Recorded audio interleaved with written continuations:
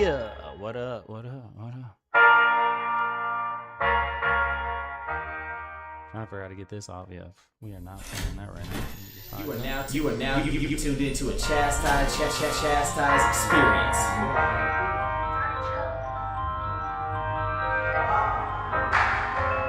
Boom. Yes, y'all. It's me. Yeah, Big Chaz back in the building. Man, it's been so long. I haven't even pulled up the soundboard on y'all, man. I might have to do that today just to get it cracking. You know what I'm saying? Absolutely. Hey. Yeah. So, today is a good day. Here comes a new challenger. Yeah, we're gonna be doing something a little bit new, a little bit different for y'all, man. Basically, I just had technical difficulties and my stream crashed. Okay, so my bad, y'all. Yep. So yeah, we back. We are back. Yo, So I Big do Chaz appreciate back. everybody for being here. And and dealing with the technical difficulties from about 10 minutes ago. But yeah, so today we're gonna be reading from Daniel Goleman's Focus, the Hidden Driver of Excellence. I do see some of you guys in the chat, so no disrespect, but I will not be commenting back during this live. I'm going to be hyper focused on the live stream, on the read as best I can. But things are good. The pilot training is going good. I did start my ground school. I'll be on my third week this week, and then I have college in the fall. I already got signed up, full-time student, as well as committed to my 12-month fitness class. So that's a whole nother separate thing that I got going on. But I do appreciate y'all, and it does mean the world to me that you guys are here. And if you guys are watching the playback, we basically are going to start this at 3 minutes. Okay, 3 minutes on the dot. Yeah. What up, y'all?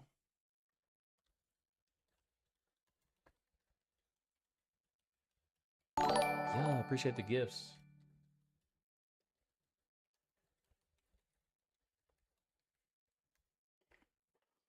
All right, let me see if I can let me just pin this. Boom. So that way there's no sadness, you know what I'm saying? Let me start a poll.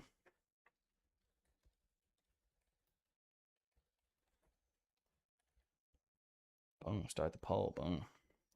All right, y'all. So let's see how long we've been back live. Whew. All right, man. Yeah. So anyways, like I said, I do appreciate everybody being in here. I hope you guys appreciate the new setup. You know, I'm back basically in the stew. Some of these were being read outdoors. Some of these were being read at night. But anyways, like I said, we're going to start. We got everything we need. Handy dandy notebook. We got our book lined up, pen, pad. You know, got a little mango ginger snack just in case your boy throat get crazy. Pause. So yeah, let's go ahead and get after it, man. Let's go ahead and get right into it. Let's see if I can let me just do this because I haven't done this in a while. You know what I'm saying? Yeah. Yep. Yeah. You hear it. Yeah. All right, man. Daniel Goleman's Focus, the Empathy Triad, super sensitive. Okay, sorry. the empathy triad. Okay. Super sensitive reading of emotional signals represents a zenith of cognitive empathy, one of three varieties of a ability to focus on what other people experience. The variety of empathy lets us take other people's perspective, comprehend their mental state, and at the same time manage our own emotions while taking stock of theirs. This can be top-down mental operations. These can be top-down operations. And if you watch the previous videos, we've talked about top-down circuitry and bottom-up circuitry. Bottom-up is more primitive. It's more instinctive, whereas the top-down prefrontal cortex evolved over time. It's a little bit slower in its reactions, but yeah. Anywho, in contrast, with emotional empathy, we join the other person in feeling along with him or her. Our bodies resonate. Hold on, I'm just going to type this real quick. I'm just going to put, if you can hear me, if you can Hear me type 1. I want to make sure I'm not wasting my time. Anyways. All right. In contrast, with emotional empathy, we join the other person in feeling along with him or her. Our bodies resonate in whatever key of joy or sorrow that person may be going through. Such attunement tends to occur through automatic, spontaneous, and bottom up circuits, as I just alluded to. While cognitive and emotional empathy means we recognize what another person thinks and resonate with their feelings, it does not necessarily lead to sympathy, concern for others' welfare. The third variety, empathic concern, it goes further, leading us to care about them, mobilizing us to help if need be. This compassionate attitude builds on bottom up primal systems for caring and attachment deep down in the brain. Though these mix with more reflective top down circuits that evaluate how much we value their well being. Our circuitry for empathy was designed for face to face moments. Today, working together online poses special challenges for empathy. Let me see if y'all can see that.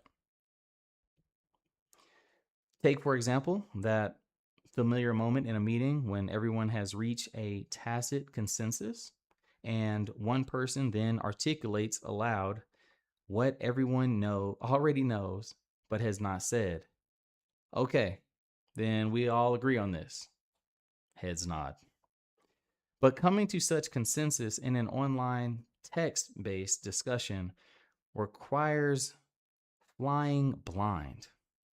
Without relying on the continuous cascade of nonverbal messages that in a real meeting let someone announce aloud the as yet unspoken agreement.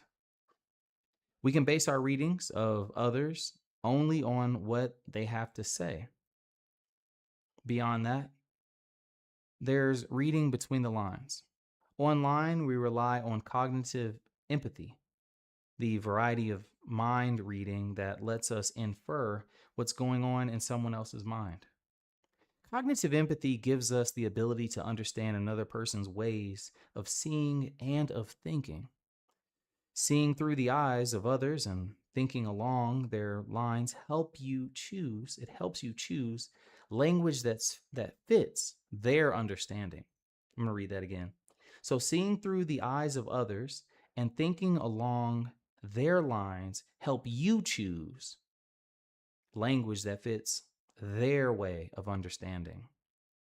This ability, as cognitive scientists put it, demands additional computational mechanisms. We need to think about feelings. Ch.10 Cassell's researchers routinely employ a variety of empathy in their work. An inquisitive nature, which predisposes us to learn from everybody, feeds our cognitive empathy, amplifying our understanding of other people's worlds. What's going on here? One successful executive who exemplifies this attitude put it in this way. I've always just wanted to learn everything to understand anybody I was around. It's a good trait. Why they thought what they did, why they did what they did, what worked for them and what didn't work. The earliest roots in life of such perspective taking trace to the ways infants learn the basic building blocks of emotional life, such as how their own states differ from other people's and how people react to feelings they express. This most basic emotional understanding marks the first time an infant can take another person's, we flipping in here, bro. Another person's point of view. Let me see if I can square this up for y'all. I might even bring this down a little bit just so y'all can get some of the, I mean, we got the hand gestures going, you know what I'm saying? Not trying to distract too much, but we in here.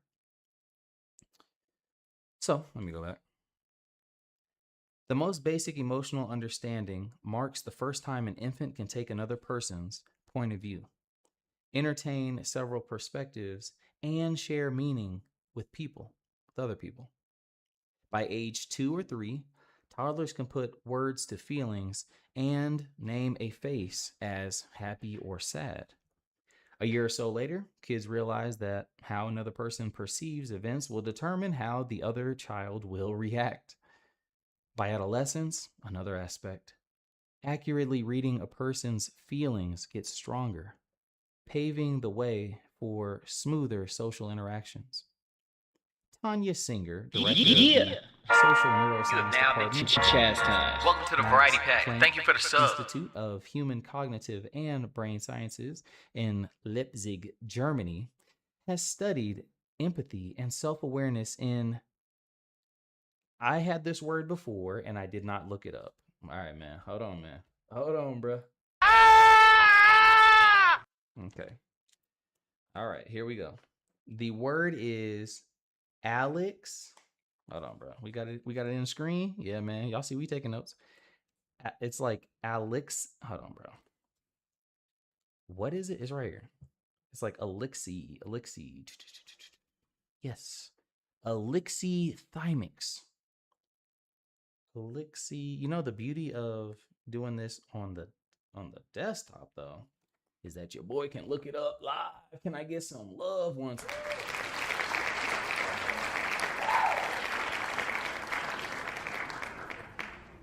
You know. Now we're not gonna do this for all the words, but I'm gonna do it for this one.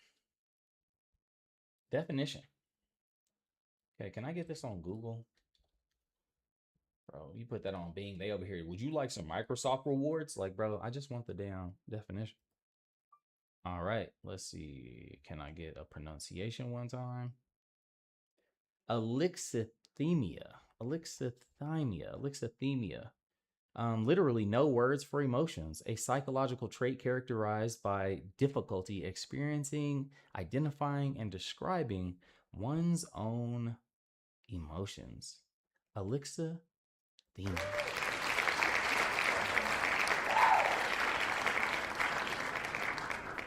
Yeah. All right, cool. All right, let's get back to it. Sit down and shut up. All right, let's get back to it. Anyways, we won't be doing that through the duration of the live stream, but we will, we definitely will ensure that we get all words annotated just for future reference. But yeah, appreciate it. Thank you for the one. But yeah, like I said, I'm not gonna be commenting too much, you know what I'm saying? But I appreciate y'all. Where was I? She has studied, or I'm sorry, Max. Sir Max has studied, and we got alarms going off. Max has basically studied empathy, self-awareness, and alexithymia. People who have great difficulty understanding their own feelings and putting them into words. You need to understand your own feelings to understand the feelings of others. How true is that, she says. The executive circuits that allow us to think about our own thoughts and feelings let us apply the same reasoning to other people's minds. Wow. The more well thought out you are, the more or the higher the probability of your empathy towards others. The rational mind. Here we go. Theory of mind, the understanding that other people have their own feelings, desires, and motives lets us reason about what someone else might be thinking and wanting. Such cognitive empathy shares circuitry with executive attention. It first blooms around the years between 2 and 5 and continues to develop through the teen years. That is why it is so important to be present in your little ones' lives and not be their friend, but rather their guidance. Maybe not so much of their disciplinarian, but you know, man. Okay. Empathy run amok. A muscle-bound inmate in a New Mexico prison was being interviewed by a psychology student. The inmate was so dangerous that the office was equipped with a button. Hold on, y'all. Let me, you know what I'm saying, do what we do, you know what I'm saying? Because we got buttons, bruh. Hold on, man. Hold on, let me just, you know what I'm saying? So they had a button for that boy. Oh my God. Okay, they had one that was like, hey man, this boy wildin'. You know what I'm saying? Shout out to me one time. You guys like this. If you like the soundboard being included in the read along, it's giving it some life. It's giving it some life. Just slap the like one time. It's all good. If not, I'm just gonna do this offline. I'm still gonna do it. Anyway, so the inmate was so dangerous that the office was equipped with a button for the interviewer to press if things got out of control. The inmate told the psychology student in great detail the gruesome way he killed his girlfriend, but did so in such a charming fashion that the student found it difficult not to laugh along with him. Stockholm Syndrome. Look it up if you don't understand it. Feeling empathetic while held captive. About a third of professionals whose job requires they interview criminal sociopaths like the murderer report feeling that their skin crawl, a creepy sensation that something signifies the triggering of a primitive defensive empathy. The darker side of cognitive empathy emerges when someone uses it to spot weakness in others and so takes advantage of them, hence Machiavellianism.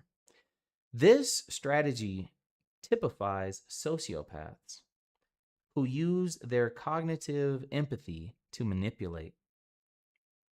They feel no anxiety, and so the threat of a punishment does not deter them. Hey, man, evil is out here, man. I wouldn't say evil, but I mean, there's some sick people out here, man. The classic work on sociopaths, they were known as psychopaths back then.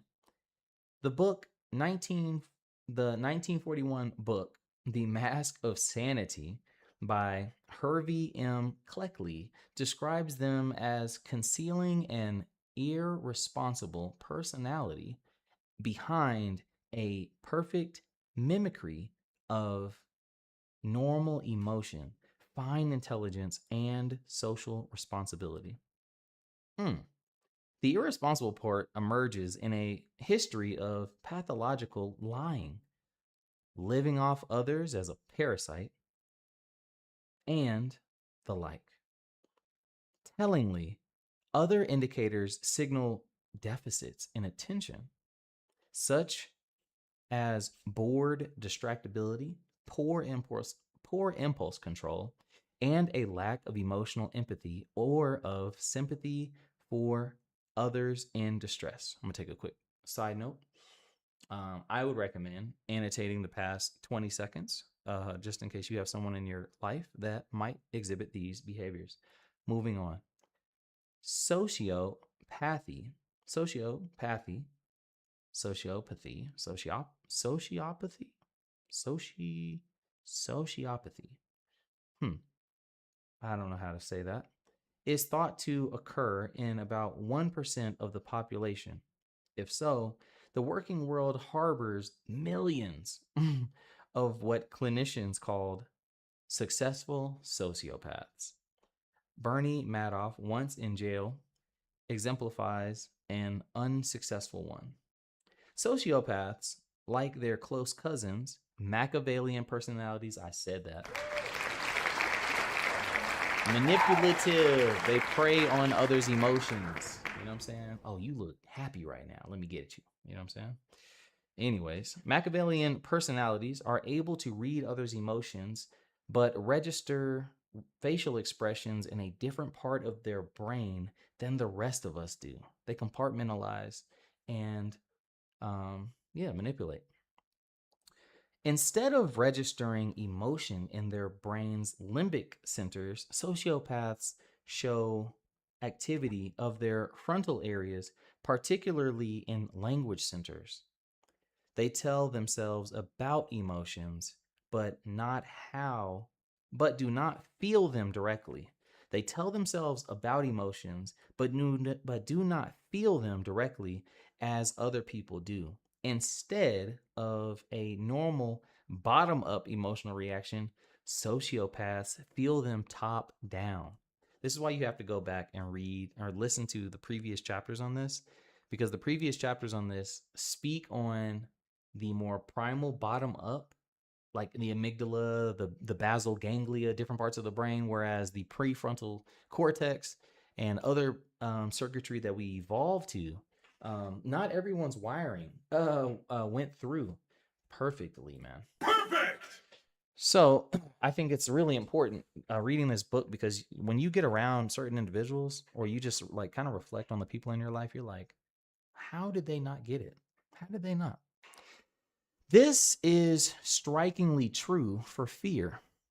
Sociopaths seem to have no apprehension whatever about the punishment their crimes will bring. One theory, they suffer a particular lack in cognitive control for impulse, what amounts to an attention deficit that leaves them focusing on the thrill at hand and blinds them to the consequences of what they do. Emotional empathy. I feel your pain. Let me slide this for y'all. This machine can save lives and add trumpets. It features a hospital setting where a wheeled platform holds a video monitor and keyboard with a shelf for blood pressure cuffs and the like. I encountered that very life-saving apparatus when I had a visit with a physician the other day. As I sat on an exam table to have my blood pressure read, the platform was tucked away to my right and behind me. The nurse stood by my side, facing that video monitor, but not me. As she took my readings, she read mechanically through a list of health status questions from a screen, typing in my answers.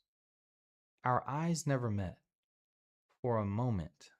Our eyes never met, save for a moment, as she left the room and said, rather ironically considering, "Nice to see you." It would have been nice to see her if we had the opportunity. The lack of eye contact makes an encounter anonymous, draining it of emotional connection. The paucity, the what? Bro, hold on, man. Where's my pen at? Oh, it's over here. I have one here. I also have one. The paucity. The paucity. What? Pause. Okay, we're going to get back to this. Paucity. The paucity, bro. What does that even mean? The paucity, big dog? Don't know what that means. All right, let's get back to it. Okay, let's get back to it.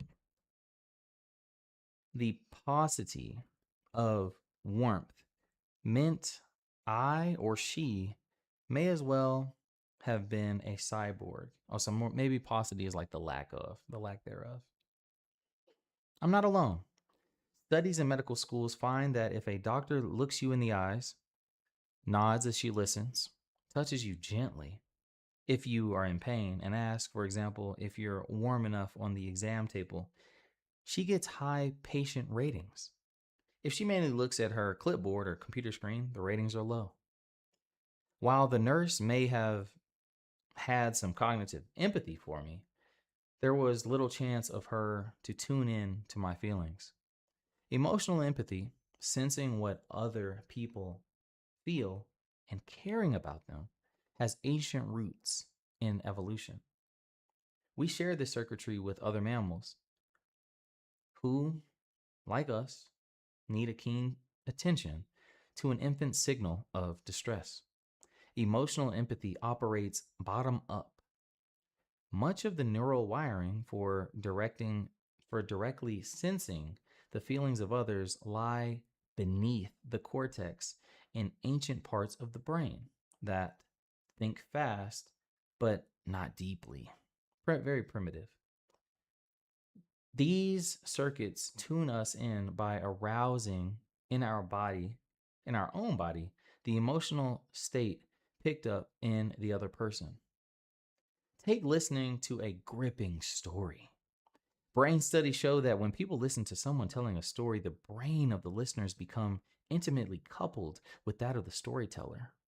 The listener's brain patterns echo through the storyteller with precision, though lagging by 1 or 2 seconds.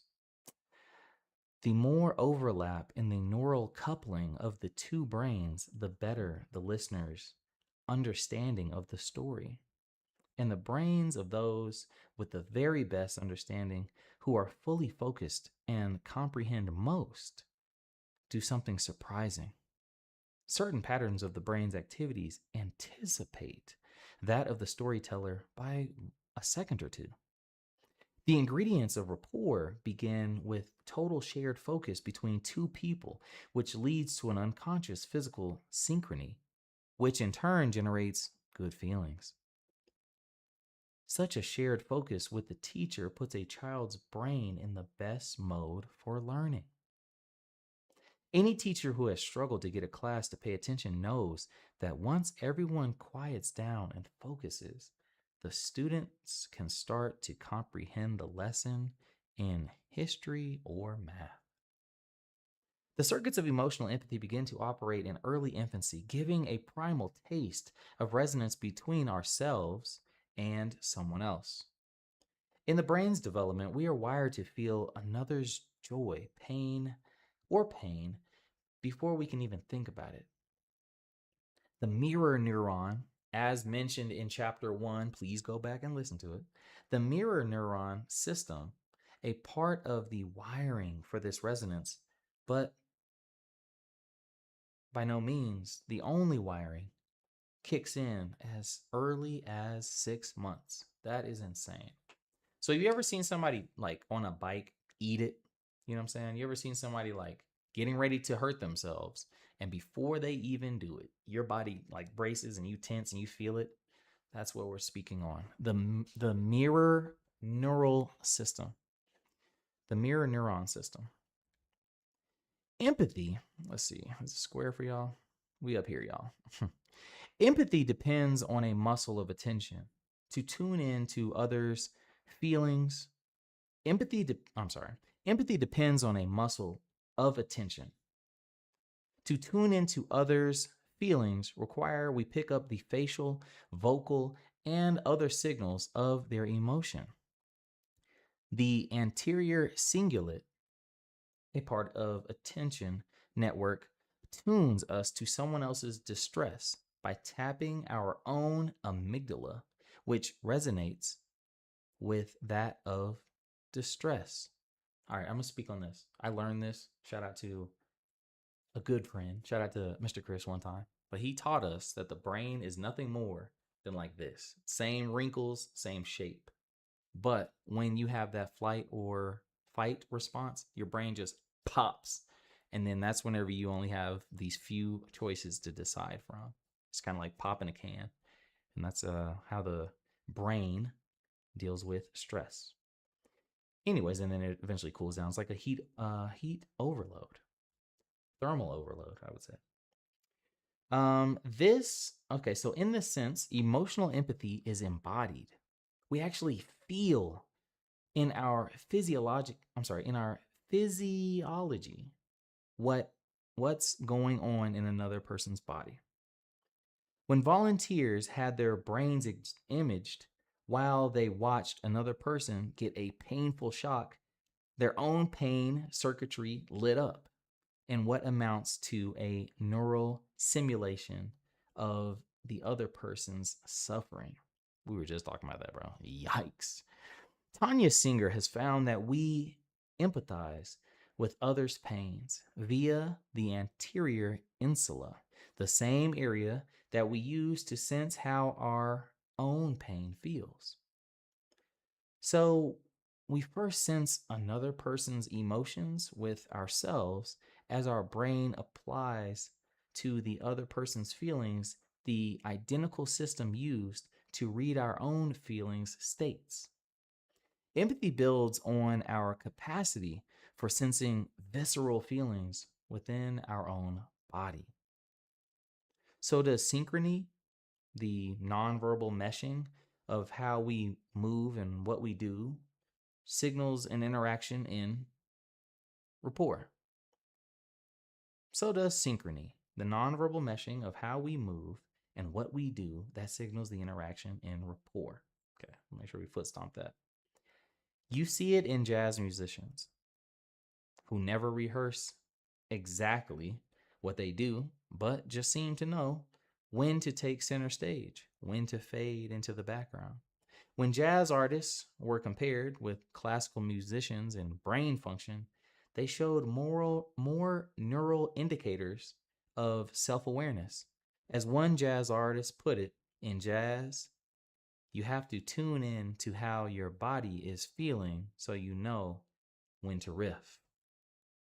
The brain's very design seems to integrate self awareness with empathy by packing the way we pick information about ourselves and about others within the same far flung neural networks. One clever part, as our mirror neurons and the social circuitry recreate in our brain and body what's going on with the other person, our insula summates all that. I'm gonna write down summates, bro, just because I believe I know what that means. Root word sum derived from the Greek term sumai, like, you know what I mean? Anyways. But yeah, summates, just probably like equates to or piles on. Our insula equates all that or adds all that together. Okay. Empathy entails an act of self-awareness. We read other people by tuning in to ourselves. Well, they foot stomping this idea, ain't they? Take, for instance, von Ekonoma neurons, or VENS for short. These unique brain cells, remember, are crucial for self awareness. I think we learned this in chapter 8 or chapter 9, self awareness. But they are situated in areas that activate in moments of anger, grief, love, and lust, as well as tender moments like when a mother hears her baby crying or at the sound of a voice of a loved one. When these circuits tag an event as salient, they direct our focus there. I'm gonna write down salient. I ain't gonna act like I know. You know, in context, sounds good, but what's the real definition?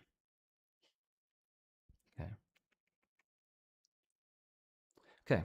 These spindly cells allow a super quick connection between the prefrontal cortex and the insula, areas active during both introspection and empathy. These circuits monitor our interpersonal world for what matters to us, doing so super quickly, helping us react on the fly. The brain's basic circuitry for attention interweaves with that. Hold on, y'all. I feel like your boy need to replenish, losing fluid to the brain one time. All right. The brain's basic circuitry for attention interweaves with that for social sensitivity and for understanding other people's experiences and how they see things. In short, for empathy. This social superhighway in the brain lets us know and so reflect on and manage our own emotions and those of others, bro. They are foot stomping the same idea. Okay, let's get it. Empathetic concern. I'm here for you. A woman staggered into her surgeon's waiting room, blood seeping from every visible orifice. Oh my God. Do I have anything on the soundboard for that? Do I have anything for that, bro? You know, I think I might got like a crowd awe. You know what I'm saying? Hold on, bro. She, yeah, man, she sound like she needs some good old healing. Anyways, let me focus. I'm back on this, so it's like, oh, my soundboard. I forgot about that. Anywho, a woman staggered into her surgeon's waiting room, blood seeping from every visible orifice. Ew. Instantly, the doctor and her staff sprung into action to handle the emergency, rushing the woman into a treatment room to staunch. My man said stanch. To staunch her bleeding, calling an ambulance, and canceling all the appointments of other patients for the remainder of the day. This is an intense story. The patients who had been waiting to see their doctor understood. Of course, this woman's dire need trumped their own. All, that is, save one woman who was indignant because her appointment had been canceled. Outraged, she shouted at the reception, "I took the day off work.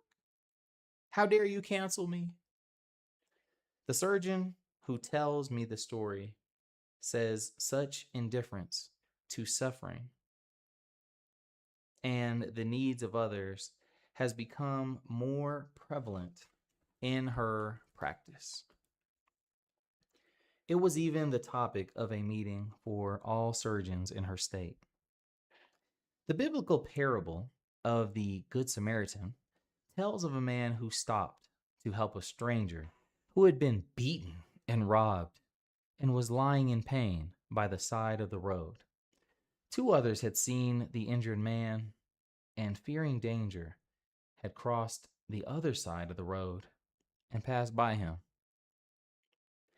Martin Luther King Jr. observed that those who failed to offer their aid asked themselves the question, if I stop to help this man, what will happen to me? But the Good Samaritan reversed the question. If I do not stop to help this man, what will happen to him? Damn, bro. If people are just tuning in, they're going to be like, my man in here preaching? He in here reading the good gospel? Nah. Nah, man, we just reading, Daniel Goleman's Focus. You know what I'm saying? But anyways, it's good, man. Well-rounded. Very well-rounded subject matter for sure. A lot of nice references. Yeah. Compassion builds on empathy. Say that again. Compassion builds on empathy, which in turn requires a focus on others. If self-absorbed, we simply do not notice other people and can walk by utterly indifferent by their predicament. But once we notice them, we can tune in. Their feelings, we can sense their feelings and their needs and act on our concern. Empathetic concern, which is what you want in your own physician, boss, or spouse, not to mention yourself, has substrates in the neural architecture for parenting. In mammals, this circuitry compels attention and concern towards babies and the young who can't survive without their own parents. Watch where people's eyes go when someone brings an adorable baby into a room. And you see the mammalian brain center for caring leap into action. Empathetic concern first emerges early in infancy. When one baby hears another cry, she, too, starts crying. This response is triggered by the amygdala, the brain's radar for danger. Remember, we talked about this. It's like the brain popping off, you dig? Learned that from Mr. Chris. Good stuff. Also, fun fact, whenever any baby is crying or young child is crying, I always tell my kids, up, your friend's talking to you. And I would say this before they were able to actually talk. So, like, your friend's here. They didn't get the joke, but anyways. So the response is triggered by the amygdala, the brain's radar for danger, as well as a site for primal emotions, both negative and positive. One neural theory holds that the amygdala drives bottom-up circuitry or bottom-up circuits in the brain of the baby who hears the crying to feel the same sadness and upset. Simultaneously, top-down circuits release oxytocin, a chemical for caring, which stirs a rudimentary sense of concern and goodwill in the second baby. Some of these things are so ingrained in us through evolution. It is amazing to think where the mind and brain will be millions of years from now if we don't destroy ourselves or we don't regress. Starting with this bottom-up circuitry, starting with, again, the basal ganglia, insula, the amygdala, and then developing the prefrontal cortex, developing the top-down circuitry is just amazing. Like, once you really understand how primitive we were, I mean, shit, we were barbaric not even too long ago. But when you really think about how the brain just just connections, it just eventually just grew, and it just over time just forced habits, and we weeded out all those that couldn't, cut it. It's just really cool to think where we are today. But it's also really sad when you think about how many people just waste their lives or their opportunities.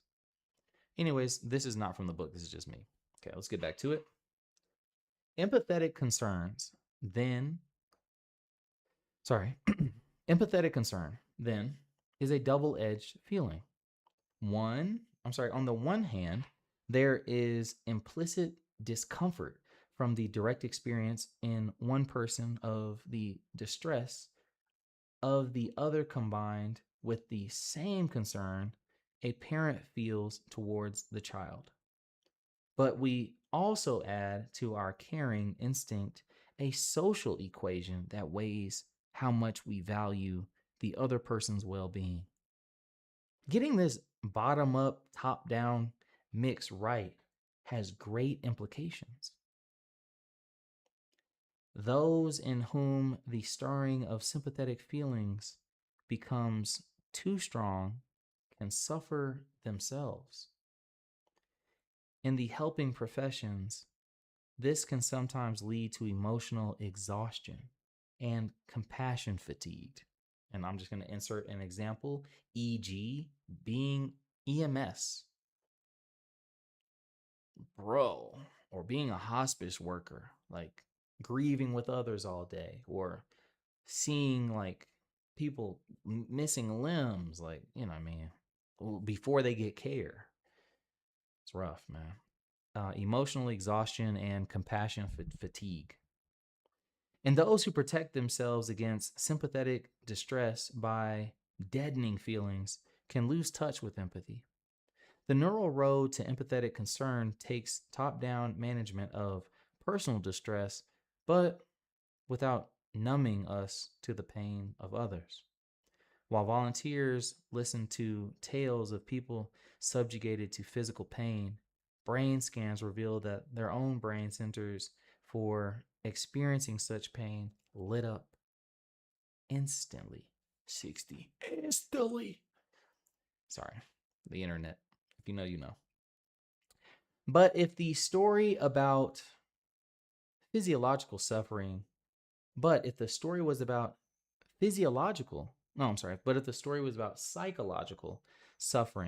it took relatively longer to activate the higher brain centers involved in empathetic concerns and compassion.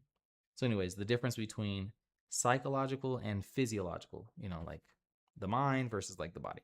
Okay. As the research team put it, it takes time to tell the psychological and moral dimensions of a situation. Moral sentiments derive from empathy and moral reflections. Okay, I'm going to start over. Moral sentiments derive from empathy, and moral reflections take thinking and focus. One cost of the frenetic stream, we're writing that down. Come on, man. Frenetic. Look at my African American over here. Look at him. Are you the greatest? Do you know what I'm talking about? Okay. So we have Frenetic. If anybody knows what frenetic is, please write the definition, bro. Let's see if y'all know what frenetic means. I'm gonna write it down. We'll get to it later. Okay. One cost of the frenetic stream of distractions we face today, some fear, is an erosion of empathy and compassion. The more distracted we are, the less we can exhibit attunement and caring. Perceiving pain in others reflexively draws our attention. The expression of pain is a crucial biological signal to evoke help.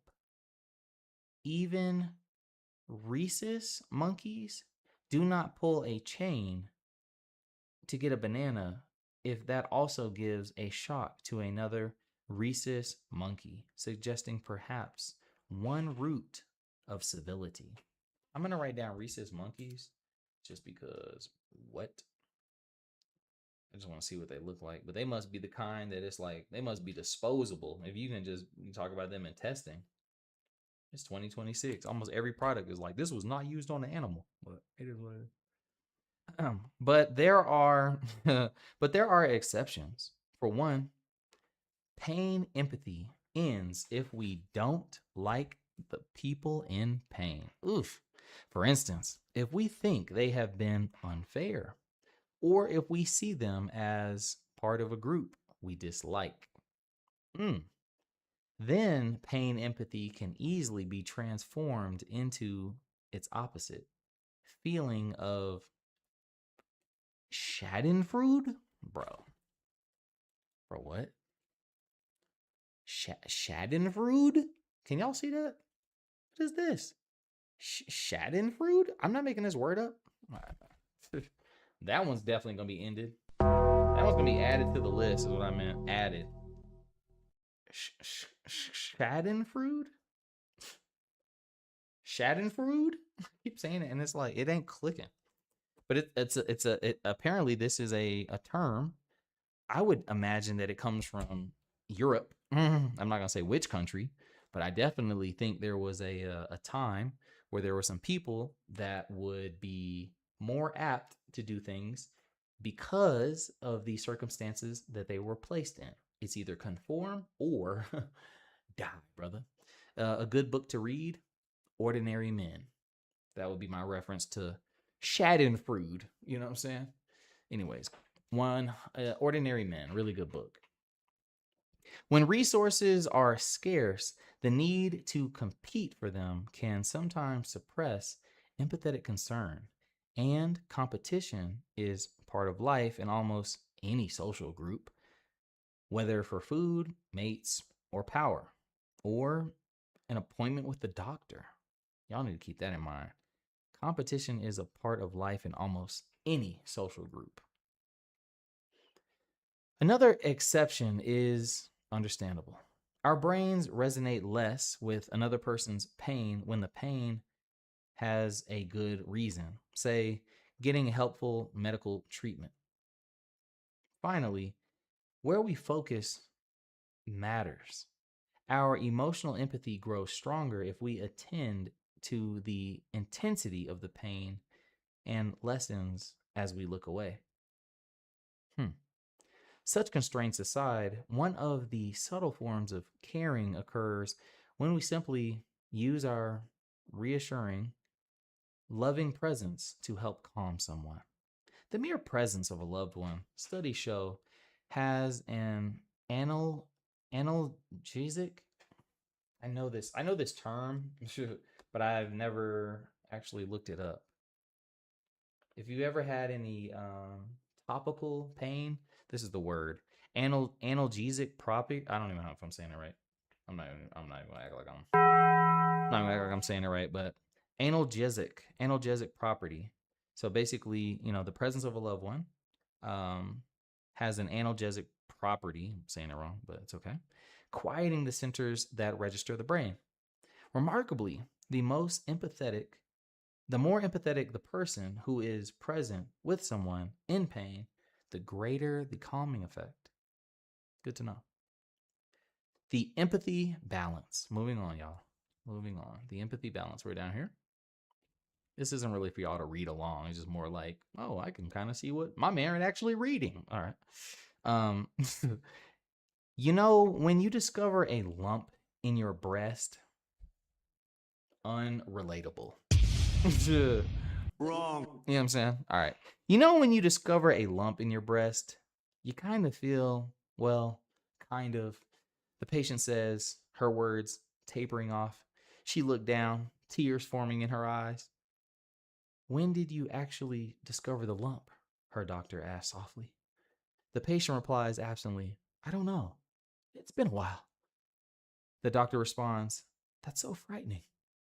The patient answers, well, yeah, sort of. Sort of frightening? The doctor asks. Yeah, says the patient. I guess I'm feeling like my life is over. I see. Worried and sad, too. That's it, doctor. Contrast that exchange with one where right after the patient gets teary talking about the lump in her breast, the doctor starts running briskly through the checklist of impersonal, detailed clinical questions with not so much a nod toward her teary feelings. The patient in that second encounter will be likely to leave feeling unheard and uncared about. But after that first, more empathetic interaction, the patient, despite having the same amount of distress or lump in breast, I'm inserting that, would feel better, understood, and cared for. That's the one thing about emotions. When you really think about, I don't know, like when people get like extremely bad news, if it's not impacting you right now, or you didn't know it like 10 minutes ago, like for instance, they're like, oh, well, you have I don't know, bro. You got like 30 gray hairs in the back of your head that you ain't even seen or something like that, right? It's just like, why do you all of a sudden, you didn't even care 10 minutes ago, but anyways, gray hairs is not a good example, but I don't want to speak on cancer and people and stuff like that, but it's just like, yeah, you'd be all right. I mean, it's not really affecting you. Maybe not. Maybe not my best reference. Let's be honest here. All right. Anyways, let's see. So those two scenarios were used to illustrate this crucial difference in an article for physicians on how to build empathy with their patients. The title of the article features an empathy building phrase. Let me see if I have this right. It argues that taking just a few moments to pay attention to how a patient feels about her illness builds an emotional connection. Not listening is at the top of the list of complaints patients have about their physicians. For their part, many physicians complain that they are not given the time they need with their patients, and so the human side of their interactions gets shrift,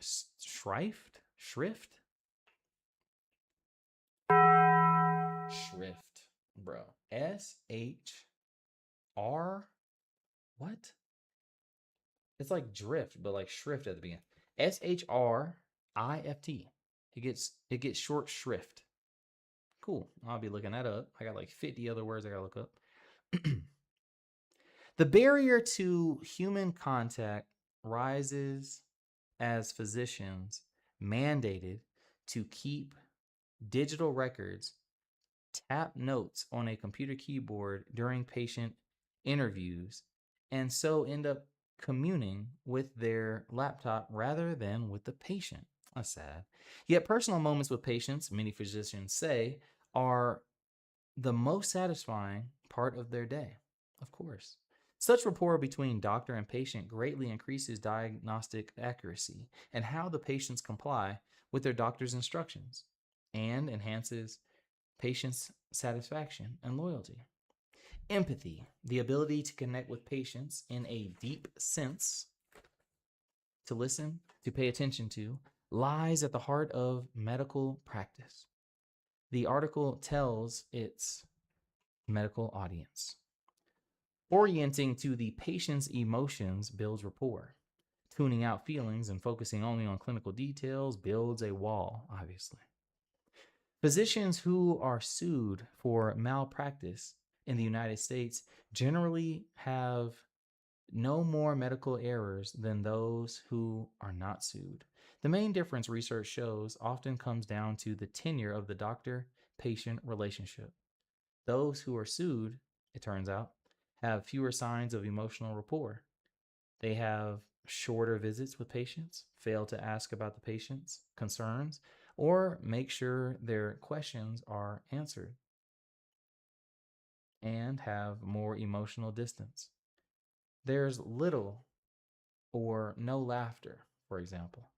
But attention to patient distresses, but attention to patient's distress may pose a particular challenge for physicians giving excellent technical care. Say when it demands keen concentration on performing a medical procedure perfectly despite the patient's agony. The same network that activates when we see someone in pain also fires when we see anything aversive. That's scary. I should get out of here, is the primal thought. Ordinarily, when people see someone else being pricked with a pin, their brain emits a signal indicating that their own brain centers are echoing the distress. Physicians do not. Their brains are unique in blocking even such automatic response to someone else's pain and discomfort, according to findings from a study by Jean Desity, a professor of psychology and psychiatry at the University of Chicago. This intentional anesthetic seems to deploy the temporal parietal junction, or TPJ for y'all in the back, and regions of the prefrontal cortex, a circuit that boosts concentration by tuning up emotions. The TPJ protects focus by walling off emotions along with other distractions, and helps keep a distance between oneself and others. This same neuronal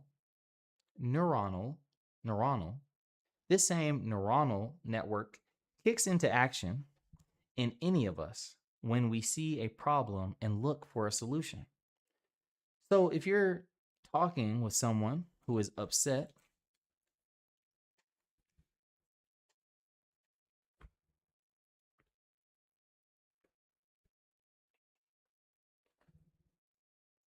this system helps you understand the person's perspective intellectually by shifting from heart to heart emotional rapport to the head to heart connection of cognitive empathy.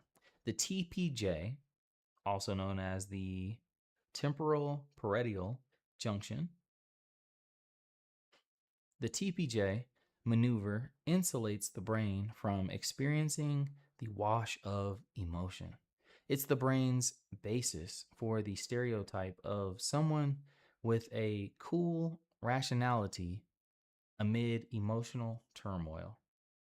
A shift into the TPJ mode creates a boundary so you're immune to emotional contagion, freeing your brain from being affected by other person's emotions while you're focusing. Sometimes that's a crucial advantage. You can stay calm and concentrated when those around you are falling apart. Sometimes it's not.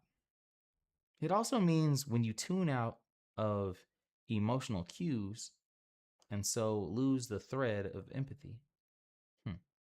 This dampening down of emotional entrainment has obvious benefits for someone who has to keep focused amid flinch inducing procedures, injections into eyeballs, suturing bloody wounds, scalpels rendering open flesh.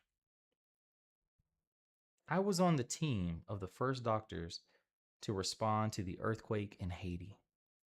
We were there within the first few days, Dr. Mark Hyman tells me. When we got to the one hospital in Port-au-Prince, I don't know if it's Port AU Prince, so I don't know if there's like a French Creole, you know what I'm saying? I'm not too sure what type of accent to put on that. But anyways, Port-au-Prince, Port-au-Prince, which miraculously had, or which miraculously was largely intact. There was no food, no water, no power, also almost no supplies, and just one or two hospital staff.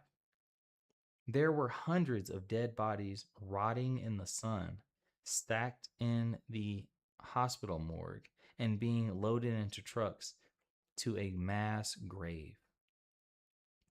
There were about 1,500 people in the courtyard desperately needing help. Legs hanging by a thread, bodies cut nearly in half. It was traumatic. Yet we immediately got to work and focused on what we could do. When I spoke to Dr. Hyman, he had just returned from several weeks in India and Bhutan, where he again volunteered his medical help to needy patients. The act of service gives you the ability to transcend the pain all around you, Dr. Hyman said. In Haiti, it was hyper real, totally in the moment. It's weird to say, but there was a level of equanimity and calm, even peace and clarity in the midst of all that chaos. Everything else but what we were doing fell away. The TPJ response seems to be acquired rather than innate. Medical students learn this reaction during their socialization into the profession, as they encounter patients during or under duress. The cost of being too empathetic is having upsetting, intrusive thoughts that compete for attention with medical imperatives. If you can't do anything in a situation like that, said Dr. Hyman, about Haiti, you're paralyzed. Sometimes the hurt and pain all around you would break through in moments of fatigue, heat exhaustion, and hunger. But mostly my mind put me in a state where I could function despite the horror. As William Osler, the father of medical residency training, wrote in 1904, a doctor should be so detached that his blood vessels don't constrict and his heart rate remains steady when he sees terrible sights.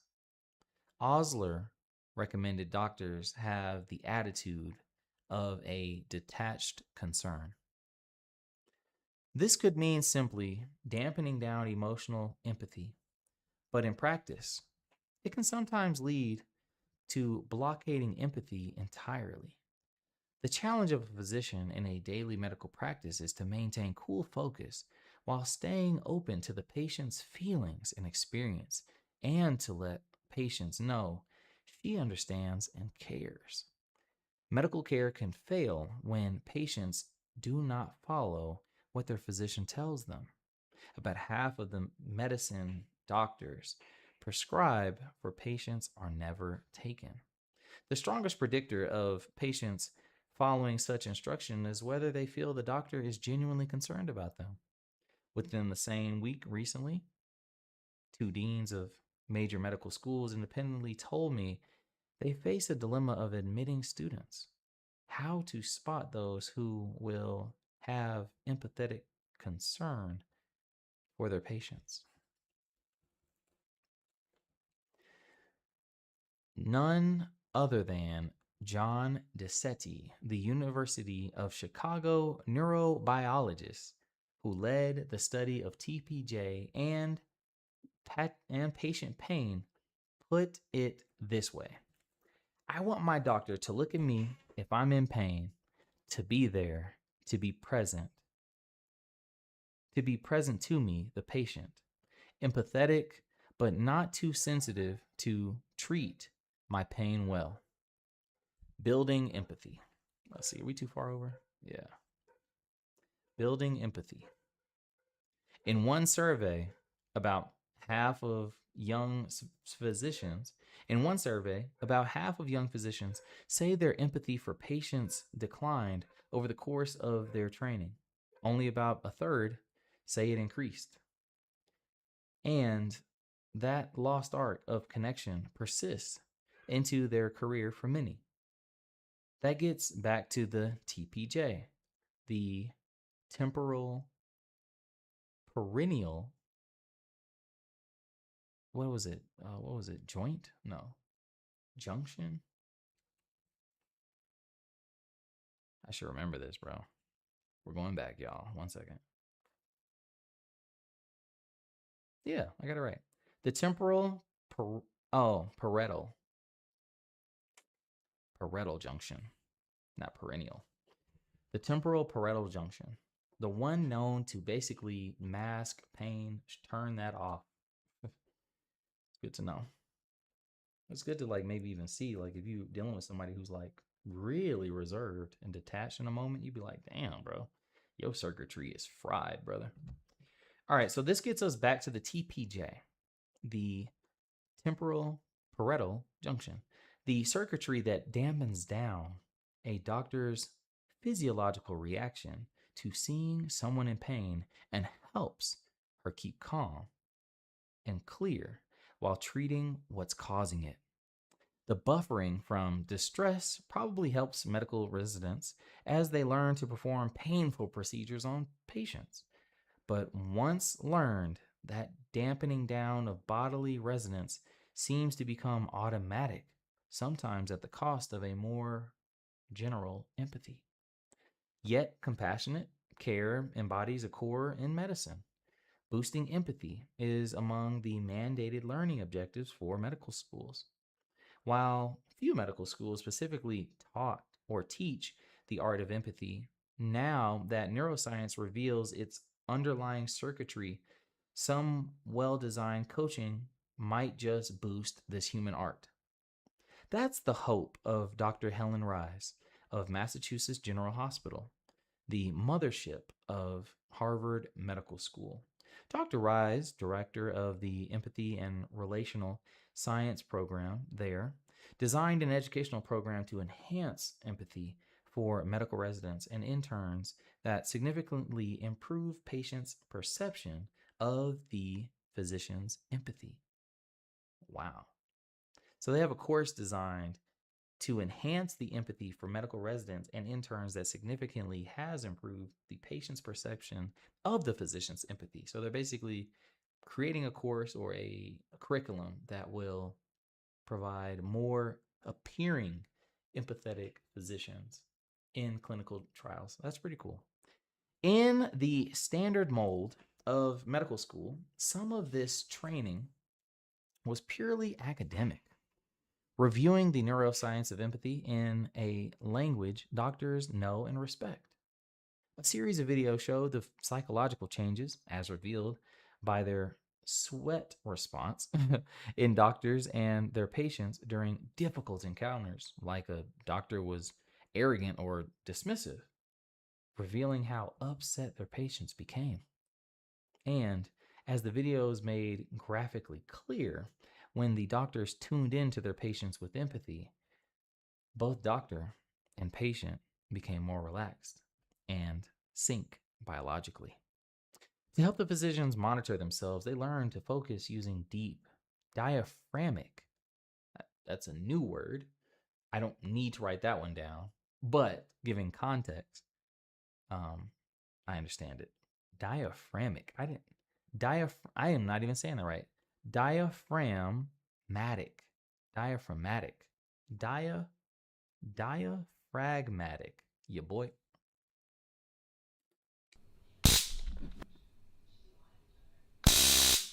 Wake up. Diaphragmatic. I am gonna write that down. Diaphragmatic. Okay. Okay. To help the physicians monitor themselves and to watch the interactions using deep diaphragmatic breathing and to watch the interaction from the ceiling rather than being lost in their own thoughts and feelings. So they would monitor themselves basically from a bird's eye view. Suspending our own involvement to observe what's going on gives us a mindful awareness of the interaction without being completely reactive, says Dr. Reese. You can see if your own physiology is charged up or balanced. You can notice what's transpiring in the situation. If the doctor notices she's feeling irritated, for instance, that's a signal that the patient might be bothered too. By being more self-aware, Reese points out, you can see what's being projected onto you and what you're projecting onto your patients. Training in picking up nonverbal cues, including reading patients' emotions from their tone of voice, their posture, and, to a large extent, their facial expressions. Using the work of emotions expert Paul Ekman, who has identified with precision how the facial muscles move during every major emotion. The program teaches doctors how to recognize patients' fleeting feelings from reading their faces. Oh, wow. Wow. Paul Ekman identified with precision how the facial muscles move during every major emotion. That'd be something to look into. For those with the RBFs or the, what I mean, or if you're just like even right now, like watching me and not knowing, how it is that I'm actually feeling or how it is that I'm going about these things.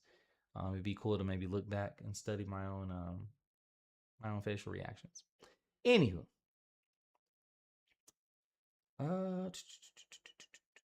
yep. If you act in a compassionate and caring way, when you deliberately look the patient in the eye and notice their emotional expressions, even when you don't feel like it at first, you start to feel more engaged. Dr. Reese told me. This behavioral empathy may begin with going through the motions, but it makes the interaction more connected. That, she adds, can help counter a resident's emotional exhaustion in the emergency room at 2 a.m. when he has to see yet another patient and thinks, why couldn't he wait to come in until later in the morning? A direct lesson in a skill in a specific skill in a direct lesson in a specific skill for being empathetic, reading emotions from the face, proved to be among the most potent parts of the entire training. The more the doctors in training learn to read subtle emotional expressions, the more their actual patients reported feeling empathetic care. Dr. Reese expected the finding. The more you can pick up the subtle cues of emotion, she told, the more empathetic understanding you are able to have. There are no doubt ways an empathetic physician can juggle both the laptop and connecting with patients.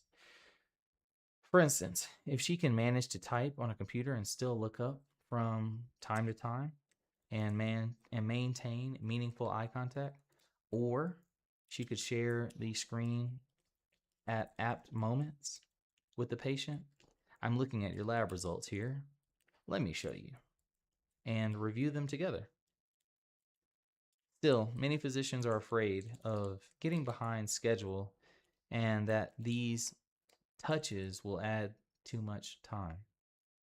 We are trying to dispel that myth, says Dr. Reese. Empathy actually saves time in the long run. Boom, boy. And guess what? And just like that, we are done with chapter 10. Yep. If you're watching this recap, you know what I'm saying? Stay tuned for chapter 11. Chapter 10 was probably my longest chapter thus far. Out of all of the chapters that I've had to read, that one was easily a doozy. The next chapter is going to be 9 pages, not too bad. But chapter 10 was how long? Let's see, 98. Yeah, it was almost 20 pages. It was it was like 16 pages. Not too bad, you know. A bit of a slow learner. I'm a bit of a slow reader, but we got it done. You know what I'm saying? So yeah, I appreciate you guys for tuning in to today's read. Got a couple words to review as we always do. Zenith, shrift, paucity, summates, analgesic, frenetic, stanch or staunch. I think it's stanch because staunch is more like a set in your way type of stance on things as being staunch. I think stanch is probably how you say it. Alexithymia is whenever you have no words to describe. What was it? It was like you have no emotions. The inability to recognize your emotions, which is like nutty. You know what I'm saying? That's kind of nutty, bro. Salient, and then Schadenfreude was another word. I don't know, it looked like a German term. I'm actually gonna look that up, bro. Cause I'm like, what? I'm actually gonna look it up. Cause I'm not gonna look it up anytime soon. So. Schadenfreude. Schadenfreude. Yeah, man. Yep. The experience of pleasure, joy, or self-satisfaction that comes from learning or witnessing the troubles and failures or humiliations of another person. A German term. I said it earlier. I called it. I knew it was German. I knew it. We knew that. But I want to know, like, when was it trending? You know what I'm saying? When was that word used most? I would imagine, let's see, timeline. How do you find the timeline? Usage. How do you find the usage timeline? You know what I'm saying? You know, sometimes you can. Yeah, man. Anyways, getting off track with that, but yeah, that word was Schadenfreude. You know what I mean? It's a good word. Schadenfreude. Schadenfreude. Yeah, good word, man. But anyways, yeah, we're done. We basically knocked this out here on the live stream. I typically don't do this, but it feels good to actually do it this way. Hold on, is it this way? Yeah. I'm gonna just do a quick screenshot. You're gonna hear it in 3, 2, 1. Here we go. 3, 2, 1, and boom. Yep, that's that screenshot. So that's gonna be the thumbnail for the very first live stream. But anyways, yeah, this was good. We got it done. I think we got it done under 2 hours, or at least under an hour and a half. And so yeah, I'm just glad, man. Glad. But anyways, I appreciate everyone for popping. And you know, at this point, I mean, I could probably do a reaction, but we not doing that right now, bro. Anyways, I appreciate y'all. Peace. You are now tuned into a chastised experience.